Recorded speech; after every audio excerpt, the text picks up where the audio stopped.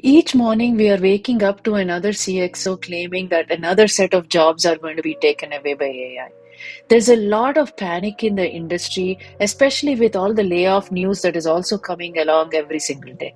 In 2 I years, the don't believe all capability the to fear replace mongering and most the humans in doomsday most scenarios that occupations are will being come very talked quickly. about in the press are going to happen anytime in the near future. But I do believe that AI is here to stay and it is going to disrupt a bunch of industries. Just like when the internet became very accessible or the digitization actually shook up and disrupted a bunch of industries. In this video, I'd like to share with you or remind you of three basic things to take care of to AI proof your careers. To those who are new to my channel, my name is Vasanta Kullapalli. I've been in the tech industry for nearly 30 years and the last 8.5 years with Amazon.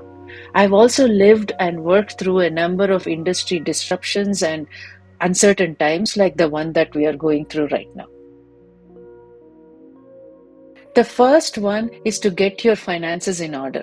The previous logic of 3 to 6 months of emergency fund may no longer be enough in these times, and you may want to increase it to 12 to 18 months or 12 to 24 months because that may be the reasonable time that you will need to land a suitable job if you were to lose your current one.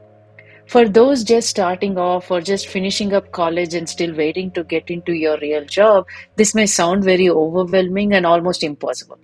For them, I like you to think about how you can live minimalistically. That itself is your superpower and an advantage. Also, start considering alternate sources of income and side hustles that can give you a source of income that will let you sustain until you actually land a stable job. The second is to invest in your learning. Those who are just starting out or are in college and high school trying to figure out your majors, don't get into fields because they are going to be the next fad and easy to get a job and so on. This was the case with computer science and software engineering for the last decade or so because there was a huge demand for programmers, and so a lot of people got into it, and even those with mediocre talent landed a job and made a decent living. Those days are long gone. Invest in yourself during your college years or in early career and experiment and explore different roles until you land in one that you're truly passionate about so you can put in the time and energy needed to learn that in depth. That in depth knowledge and experience is truly irreplaceable.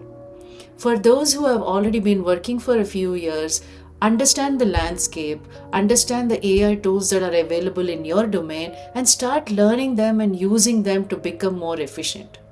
Also, consider expanding into adjacent roles so you can actually add to your skill set and also use your experience and your human judgment to your advantage and truly become more valuable and irreplaceable for your company. The third one is to retain your human self and be kind to each other. That is the real differentiation between a machine and a human. It may feel like you're constantly in a race with your teammate, especially with all the layoff fears around you, and you're constantly wondering whether you made it to the cut list or not.